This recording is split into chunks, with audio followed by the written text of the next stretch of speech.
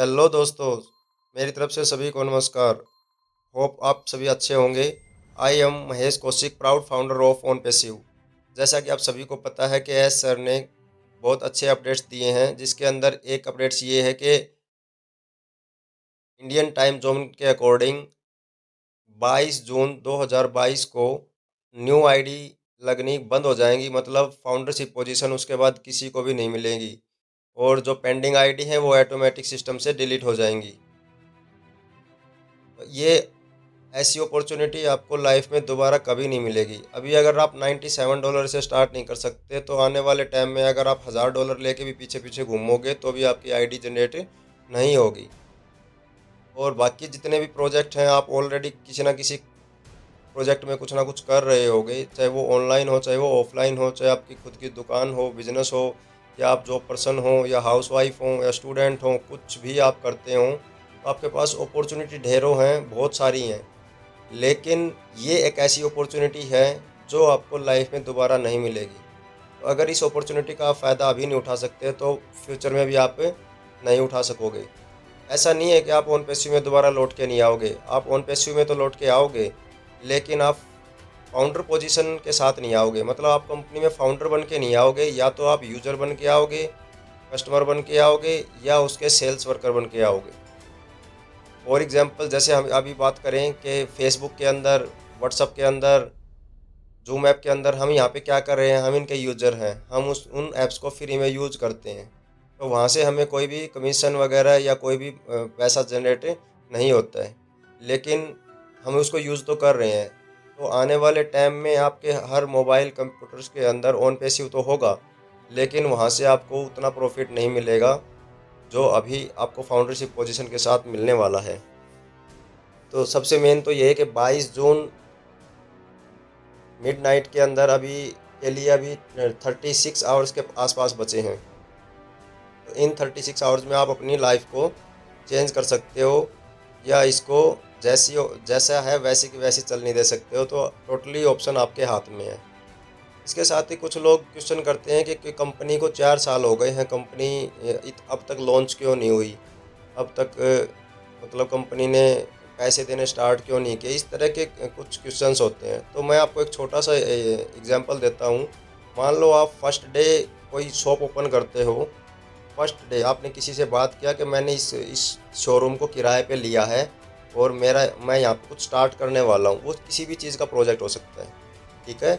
अब आपने सोचा, और उस सोचने के साथ ही आपने उसको डिक्लेयर कर दिया, उस आइडिया को मार्केट के अंदर, कि जो भी पर्सन मेरे साथ मेरे बिजनेस के अंदर पार्टिसिपेट करेगा, इन्वेस्टमेंट करेगा थोड़ी बहुत, उसको यहाँ पे फिर जैसा जैसा मेरा बिजनेस चलेगा वैसे वैसे आपको इनकम जनरेट होती जाएगी।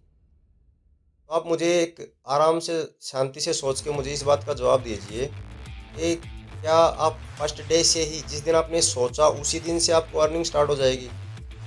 नहीं होगी, क्योंकि अभी तो आपने आइडिया को बाहर सेंड बताया है, लोगों को सेंड किया है, ठीक है। अभी जो आहिस्ता आहिस्ता लोग आपसे जुड़ेंगे, उसके साथ ही आपको प्रोडक्ट्स भी चाहिए, अपनी दुकान को फुल करना पड़ेगा सामान के साथ। और जैसे जैसे, और उसके बाद फिर उसकी मार्केटिंग करनी पड़ेगी कि हाँ भाई, मैंने इस चौक के अंदर इस जगह पे मैंने दुकान खोल ली है, आहिस्ता आहिस्ता आप ये सामान खरीदो, बहुत अच्छा सामान है, ये वो इस तरह से।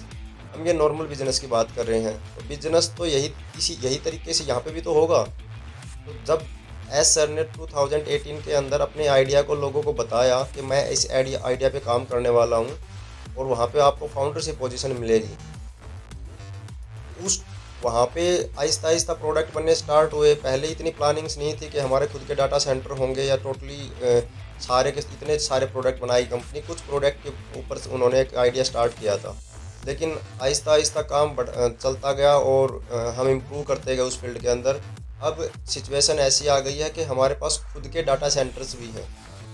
तो आप सोचिए कि प्लानिंग उस उस लेवल से अब तक, मतलब 2018 से आप देखोगे और 2022 के अंदर आप देखोगे, अब हमारे पास इतने प्रोडक्ट हैं मार्केट के अंदर जाने के लिए, और इतना कुछ बताने के लिए है। उस टाइम पे जब हमने सुना था कि सिर्फ सर के पास एक ही वीडियो होती थी, या ज़्यादा इतना कुछ एक्सप्लेन करने के लिए नहीं था हमारे एलसी मेंबर्स के पास भी, लेकिन अब हमारे पास इतना कुछ है बताने के लिए कि सामने वाला बंदा अगर वो बहाने बहाने करता है तो देखो उसका कोई इलाज नहीं है, लेकिन अगर सच में वो प्रोजेक्ट को समझना चाहता है तो बेफिक्र इसके अंदर आएगा, क्योंकि हमारा इसके अंदर जो लोगो है वही ये कहता है कि हमारा जो मिशन विजन है कि we are in it to win it. अगर हम यहाँ पे आ गए तो हमारी जीत निश्चित है। तो मैं तो ये कहता हूँ कि मैं प्राउड के साथ कहता हूँ मैं ओन पैसिव का फाउंडर हूँ, क्योंकि कहीं ना कहीं बहुत विश्वास क्रिएट हुआ है इस टाइम के दौरान। मुझे भी फाउंडरशिप पोजीशन लिए 1 साल के आसपास हो चुका है, 1 साल से ज़्यादा ही हो चुका है। तो लोगों के अंदर आपको देखो, आपको पैसेंस रखना पड़ेगा। अगर आप पैसेंस नहीं रखते हो तो आपको बहुत आप कहीं ना कहीं बहुत पीछे चले जाओगे लाइफ में। तो ट्रस्ट तो आपको करना पड़ेगा। अब बात करते हैं कि उस प्रोजेक्ट के अंदर जब आपने उसके अंदर आईडी लगाई, उस दुकान के अंदर सामान डाला, आहिस्ता-आहिस्ता आपकी दुकान क्रिएट हो गई, सारे काम हो गए। तो अब जैसे ही आपको कमीशन जैसे ही लोग सामान खरीदेंगे, आप तो आपको पैसा जनरेट होगा और वो आप उसको दूसरे लोगों में बाँट दोगे। जो भी आपके पार्टनर वगैरह हैं, आपस में पार्टिसिपेशन कर लेंगे। बस वही सिस्टम यहाँ पे है। मेरे हिसाब से आपको ये समझ में आ गया होगा कि कंपनी ने 4 साल का क्या किया है। मतलब इतने सारे कम प्रोजेक्ट पे कंपनी काम कर रही है। जितनी बड़ी आईटी कंपनियों के नाम आप जानते हो, वो चाहे Facebook, zoom app, WhatsApp, YouTube या अमेज़न या गूगल, मतलब जितनी भी ऑनलाइन फ़ील्ड की कंपनियाँ हैं, मतलब आप अपने कंप्यूटर या अपने मोबाइल में जो भी कुछ डिजिटली यूज़ करते हो, वो सारे प्रोडक्ट हम कंपनी खुद बनाने वाली है, किसी थर्ड पार्टी से नहीं बनवा रही है। तो आप इस चीज़ को समझिए कि इतनी चीज़ें बनाने में कितना टाइम लगता है।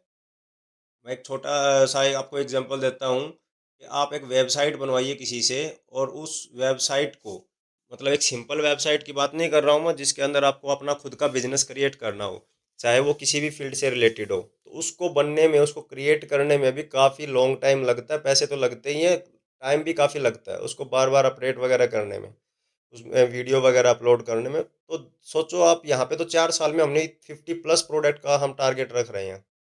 और ऐसा नहीं है कि ये सिर्फ जो अभी आपको दिखाई दे रहे हैं सिर्फ वही 50% रहेंगे, नहीं। ये जैसे-जैसे जनरेशन चेंज होती जाएगी, वैसे-वैसे मार्केट के हिसाब से ये भी आहिस्ता-आहिस्ता अपग्रेड होते जाएँगे, वो भी एआई टेक्नोलॉजी के अकॉर्डिंग। आने वाले टाइम में जैसे आपने सुना होगा कि क्रिप्टो करेंसी मार्केट आ गया है, क्रिप्टो करेंसी के अलावा 3D पेंटिंग आ गई है। प्रिंटिंग के अंदर जैसे हम 3D का अगर मैं एग्जांपल दूँ आपको, जैसे अभी हम 2D के अंदर वर्क कर रहे हैं, 3D के अंदर आपने कोई डिज़ाइन दिया, ऐसे का ऐसा मशीन ने उसको क्रिएट कर दिया। मान लो जैसे आपने एक छोटा-सा हाउस का एक, मेरे को ऐसा घर चाहिए, तो उसके अंदर बिल्कुल ऐसे का ऐसा बना के दे देंगे आपको वो उसका। उसको उसको बोलते हैं 3D प्रिंटिंग। तो ये टेक्नोलॉजी आने वाली है, और सबसे जो मेन है इसके अंदर टॉप जो है वो है एआई टेक्नोलॉजी। मतलब हर फील्ड के अंदर ये चीज़ यूज़ होगी।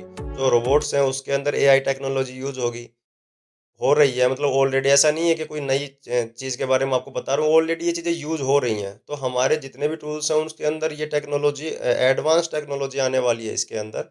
और वो हमें कुछ नहीं करना है। सबसे अच्छी चीज़ क्या है कि इसमें हमें कुछ नहीं करना है।